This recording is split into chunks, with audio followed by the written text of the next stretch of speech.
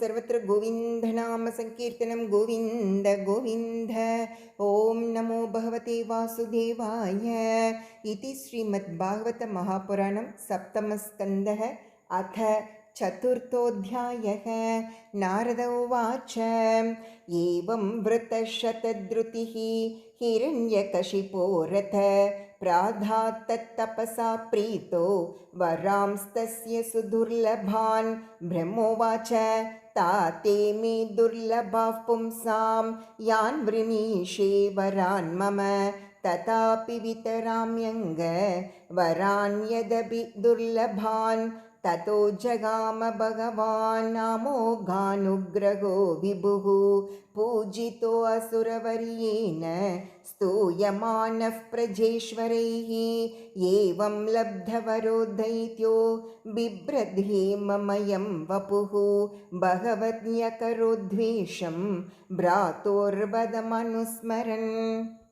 स विजित्य दिशः सर्वा लोकांश्चत्रीन् महासुरः देवासुरमनुष्येन्द्रान् गन्धर्वगरुडोरगान् सिद्धचारणविद्याध्रान् ऋषीन् पितृपतीन् मनून् यक्षरक्षः पिशाचेशान् प्रेतभूतपतीनथ सर्वसत्त्वपतिं जित्वा वशमानीय विश्वजित् जहारलोकपालानां स्थानानि सगतेजसा देवो ध्यानश्रिया जुष्टम् अध्यास्ते स्म त्रिविष्टपं महेन्द्रभवनं साक्षात् निर्मितं विश्वकर्मणा त्रैलोक्यलक्ष्म्यायतनम् अध्युवासा किलर्तिमत्।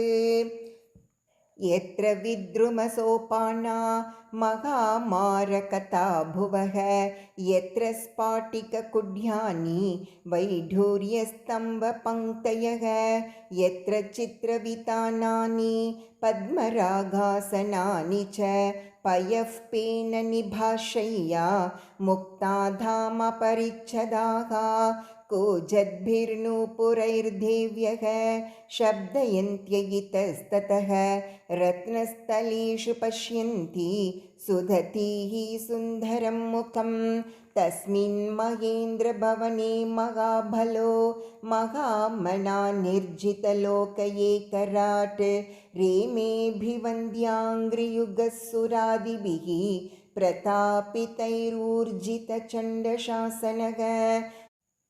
तमङ्गमत्तं मधुनोर्गन्धिना विवृत्तताम्राक्षमशेषधिष्ण्यपाः उपासतोपायनपाणिभिर्विना त्रिभिस्तपो योगबलोजसां पदं जगुर्महेन्द्रासनमोजसा स्थितं विश्वावसुस्तुम्भुरुरस्मदादयः गन्धर्वसिद्धा ऋषयोस्तु वन्मुहुः विद्याधराप्सरसश्च पाण्डव स एव वर्णाश्रमिभिः क्रतुभिर्भूरि दक्षिणैः युज्यमानो हविर्भागान् अग्रहीत् स्वेन तेजसा अकृष्टपश्चातस्यासीत् सप्तद्वीपवती मही तथा कामदुघाद्यौस्तु नानाश्चर्यपदं नभः रत्नाकराश्च रत्नौघान्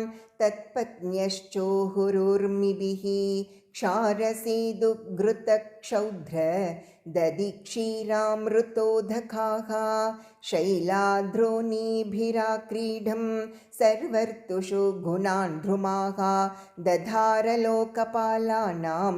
एक एव पृथग्गुणान् स इत्थं निर्जितककुभू एकराड् विषयान् प्रियान् यतोपजोषं भुञ्जानो नातृप्यत जितेन्द्रियः एवमैश्वर्यमत्तस्य दृप्तस्योच्चास्त्रवर्तिनः कालो महान् व्यतीयाय ब्रह्मशापमुपेयुषः तस्योग्रदण्डसंविघ्नाः सर्वे लोकाः सपालकाः अन्यत्र लब्धशरणाः शरणं ययुरच्युतं तस्यै नमोऽस्तु काष्ठायै यत्रात्मा हरिरीश्वरः यद्गत्वा न निवर्तन्ते शान्ता सन्न्यासिनो मलाः इति ते संयतात्मानः समाहितधियो मलाः उपतस्तुर्हृषीकेशं विनिद्रावायुभोजनाः तेषामाविरबुद्वाणी अरूपा मेघनिस्वना सन्नादयन्ति ककुभः साधूनामभयङ्करी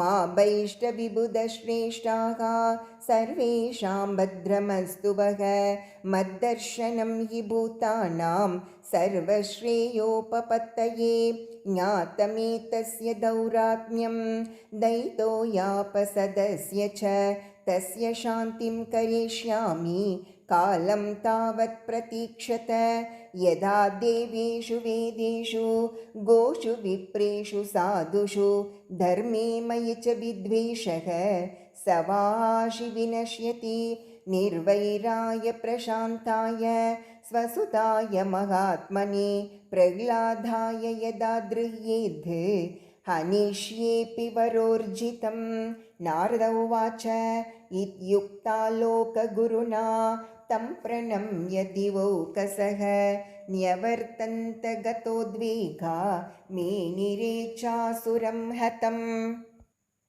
तस्य दैत्यपतेः पुत्राः चत्वारः परमाद्भुताः प्रह्लादो भून्महांस्तेषां गुणैर्महदुपासकः ब्रह्मण्यशीलसम्पन्नः सत्यसन्धो जितेन्द्रियः आत्मवत् सर्वभूतानाम् एकः प्रियसुहृत्तमः दासवत्सन्नतार्याङ्घ्रिः पितृवद्दीनवत्सलः भ्रातृवत्सदृशे स्निग्धो गुरुष्वीश्वरभावनः विद्यार्थरूपजन्माढ्यो मानस्तम्भविवर्जितः नोद्विग्नचित्तो व्यसनेषु निःस्पृहः श्रुतेषु दृष्टेषु गुणेष्ववस्तुदृक् दान्तेन्द्रियप्राणशरीरधिः सदा प्रशान्तकामो रहितासुरोऽसुरः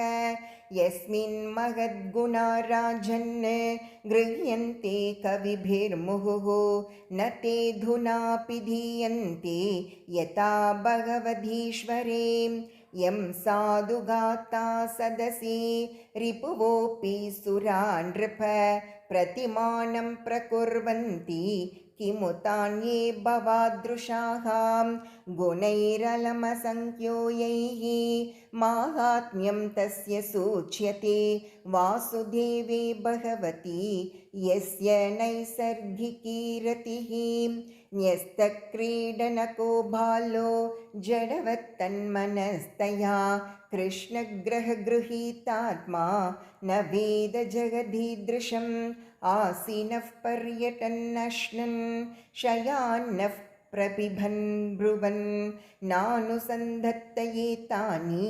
गोविन्दपरिरम्भितः क्वचित् रुदति वैकुण्ठ चिन्ताशफलचेतनः क्वचिद् हसति तच्चिन्त आह्लाद उद्घायति क्वचित् नधति क्वचिद् उत्कण्ठो विलज्जो नृत्यति क्वचित् क्वचित् तद्भावनायुक्तः तन्मयोऽनुचकारः क्वचिद्वुत्पुलकस्तूष्णीम् आस्ते संस्पर्शनिर्वृतः अस्पन्दप्रणयानन्द सलिलामीलिते क्षणः स उत्तमश्लोकपदारविन्दयोः निषेवया किञ्चन सङ्गलब्धया तन्वन्परां निर्वृतिमात्मनो मुहुः दुःसङ्गदीनान्यमनःशमं यदात् तस्मिन् महाभागवते महाभागे महात्मने हिरण्यकशिपो राजन् अकरोधाघमात्मजे। युधिष्ठिर उवाच देवर्षये तदिच्छामो वेदितुं तव सुव्रत यथात्मजाय शुद्धाय पिता धात् साधवे ह्यघं पुत्रान् विप्रतिकूलान् स्वान् पितरः पुत्रवत्सलाः उपालभन्ते शिक्षार्थं नैवागमपरो यथा किमुतानुवशान् साधून् तादृशान् गुरुदेवतान् एतत् कौतूहलं ब्रह्मन् अस्माकं विदमप्रभो पितुः पुत्राय यद्वेषो मरणाय प्रयोजितः। ॐ इति श्रीमद्भागवते महापुराणे पारमहंस्यां संहितायां सप्तमस्कन्धे प्रह्लादचरिते चतुर्थोऽध्यायः। ॐ नमो भगवते वासुदेवाय।